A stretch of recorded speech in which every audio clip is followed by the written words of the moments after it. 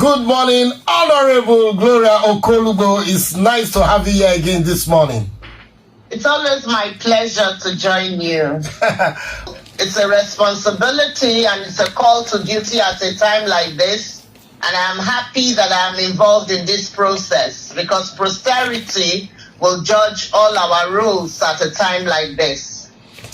Thank you very much. Quickly, without wasting, there's an answer the other day, chop if you call if it's hour. Recently, at a meeting called for by the Deputy Speaker, Right Honorable Benjamin Kalu, there was a majority vote for the creation of Anioma State by the Southeast governors. How do you react to that, man? Well, I want to extend felicitations and I want to thank the Southeast Caucus. They have been very brotherly. They have embraced us with open arms, and throughout this process, not only the Southeast members of the House of Assembly, but also the entire House National Assembly. For the first time when it came to a matter concerning the Southeast region, everybody was unanimous that there was the need for the 6th Southeast state. And that didn't come by chance or a stroke of luck. It took the effort, almost the blood put in by distinguished Senator Ned to show leadership. He started the issue of the 6th Southeast states for equity. And all through the process, from the first reading through to the second reading, through to the summit that he had throughout his consultations before we had the public hearing. And he took it upon himself to make dual representation. We led delegates from Delta North, a very, very comprehensive delegate to both the Southeast presentation and the South-South presentation. That showed a robust planning process. That showed that Senator Ned was open to any zone whatsoever that the state will be created so that there's no void. So we made a dual presentation both to the Southeast zone and to the South-South zone. And then at the committee level, at Kano, it was only Anioma State that had been shortlisted as the state. It was only Anioma State that was the state that had met all the requirements and was shortlisted for constitutional review consideration.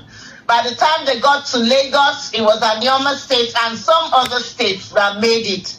After comprehensive discussions, the Constitutional Review Committee for State Creation now sat and everybody agreed that yes, the Southeast needs an extra state for equity. And then the Southeast was told to go and sit down, come up with a consensus state because there were several states on the table by the last reckoning before them. So that's the historical background. Senator Ned laid the foundation. He did all of the work. And it was the way in which he carried every single member along. If you know Senator Ned, he has gone out of his way right from the beginning to ensure that he lobbies and carries everybody along in this process. I was personally there when he led a high-powered delegation to the State House of Assembly to go and sit with the members, to speak, to talk to, lobby them, talk to them. He spent hours making a case. And they responded, and he responded back. And they said they were okay with creating Anioma State, but they don't want it in the South-South. On that occasion, he made it clear to them that it is a process that he wants them to drive. He also said that before the state will be created, stakeholders will sit down and talk. The geopolitical zones, as we all know by now, are not constitutionally recognized arrangements. And so in a constitutional review process, they cannot be speaking about what is not in the Constitution. What is on the table is, do we want this state to be created? You cannot be placing something on nothing. There is no geopolitical zone in the Constitution under review. I hope you understand what I'm saying. Yes, we do. So there is no geopolitical zone in that particular constitution. And it is a constitutional review coming up. So it's very embarrassing talking about, throwing away an entire process that has begun because you're talking about a geopolitical zone. And Senator Ned said, fine, let's talk about the state creation. That is where our roles come into play. And then all the members were there, except, of course, my own member. I was there representing my constituency from civil society and there as a consultant to distinguished Senator Ned. But in the room, I didn't find my member, in most of the meetings at the national level, not at the state level. My member at the state level was there. But the House of Representative member of Ndokwa Ukwani was always missing in action, never available, and he will give accounts to his constituents. Yeah. Because at the end of the day, we are representatives of the people. Civil society oversights the members. So, and the people's views matter. Anyway, that's where we got to. The Constitutional Review Committee said the Southeast. Magnanimously through the process, we eventually had a TT state first step down. After presenting their interest, Aba really wanted their state. But by some token, they still also conceded. So what we have on the table is Anim, Anioma, and Adada states. Now, when representatives of the people, all the people refuse to participate in the process because they are misled by conversations that are not correct narrative. The people that suffer for non-participation are the ordinary people. I give you examples, and we are still trying to correct that, probably with the next census. The people who claim to be, is it Mossab or IPOP, made the people of the Southeast not to participate during the census. That is what caused the insult of saying they are a dot. Because the only counting that was done was for those who managed to come out. And so they disenfranchised themselves right from the beginning. I also give you another example. It was when the Obuzo of Ibuzo was talking, His Royal Majesty, very esteemed Royal Majesty was speaking. When he traced the historical background of Anioma to us, he said the borders, it was natural borders. And so nobody should say the river is the natural border. The natural border, he says, lies via Voodoo, where the last set of communities that are Igbo speaking are.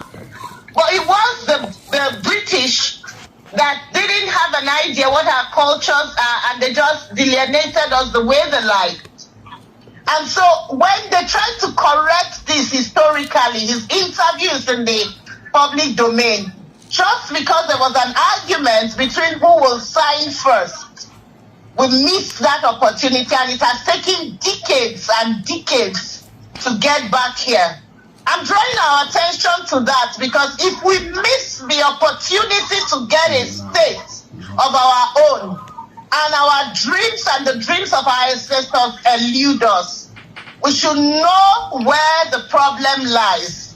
Senator Ned has done everything to carry every stakeholder along, to the extent that the members of the Senate, 92 senators signed, Northerners, Southerners, Central, North Central, Northeast. If you come to the National Assembly, everybody says Anioma deserves to be created. Why? Because of advocacy, consistency, presenting our strengths. And distinguished Senator Ned's bill is very clear. His bill is an amendment for the 6th Southeast state for equity for the Southeast. And it's very clear the state, it is his constituency, which is the original Anioma map that he presented, with capital in Asaba. I state again, because this is the first time I'm granting an interview on this, with capital in Asaba. After conferring with the members of the State House of Assembly, he set up a committee to drive the process, which was made up of all the members of the State House of Assembly, traditional rulers, technocrats. That committee was almost 200 persons. And not even the first meeting was called.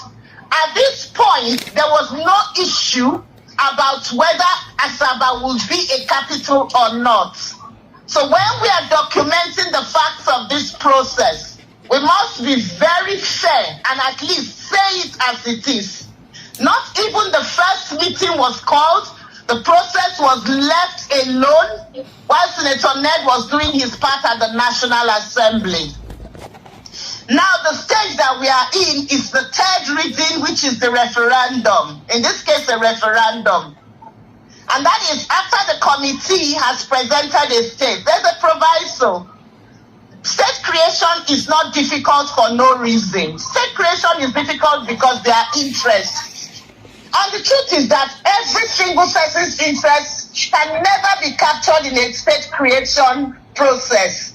It has to do with consensus. It has to do with compromise. That is why it was the military that created Delta State, and to compensate Anioma, gave Anioma a capital. That's the only practical way with delineations that state creation can be a reality. You can imagine if we had remained in Benin City, will we see the level of development that eventually came to Asaba? We won't.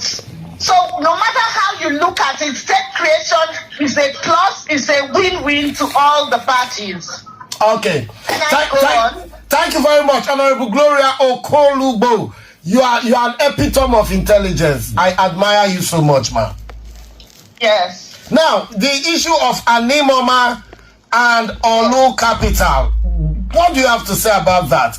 It has been some kind of sort of controversy around, and people are trying to, define the situation in ways they wish. What do you have to say about it?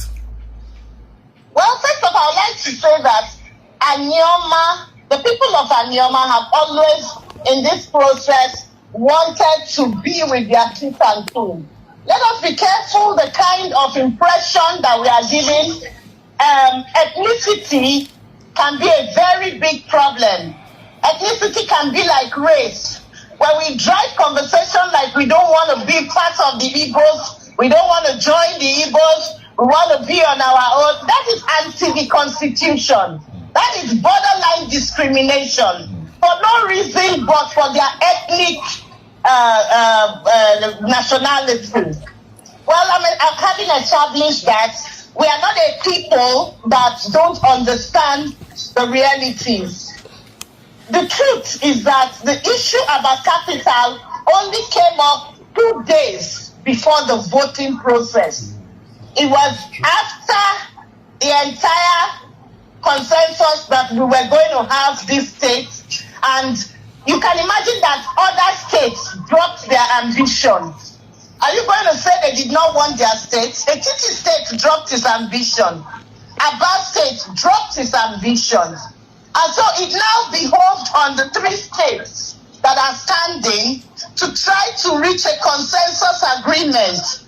And the first consensus was Anim-Oma, because the borders make it possible for a merger of Delta, Imo, and Anambra, parts of them, to form Anim-Oma states, which will give volume, mass, and strength to a new state created. So before this issue came up, there was so much noise in the media. We do not want to be part of the Igbos. We want a state, but we do not want to be part of the Igbos. So naturally, the issue became an issue on the table. It was never an issue on the table. We ordinarily presented our Anioma, and it would have been delineated. However, having all of this conversation in the public domain is what weakens the stance of our people. I want us to take note of that. It's not the other way around. Nobody made any commitment for any other state capital until people came into the public domain to say they don't want to be part of Igbo. They want to be in South-South, knowing that there's no window. I repeat, there's no window available for the creation of Anioma state in South-South. Won't be everywhere. Even for the next one state round that is going round in South-South, it will not be Anioma, quote me. And even if they take parts of Delta states, Anioma will be stuck with any other ethnic group that remains. Those who are favored will be delineated out, and we will now be stuck, because the truth is that if this exercise will take place, and if we refuse to be part of it and be in a position of authority and strength, we are stuck with the alternative that is given to us. That is the position that the representatives of the people are putting them, cutting up their nose to spite their face. This is the first time I'm talking strongly about this, because we should not be proud that we are truncating a process. We should not be proud about it. This is a process that is like a precedence on the floor of the National Assembly.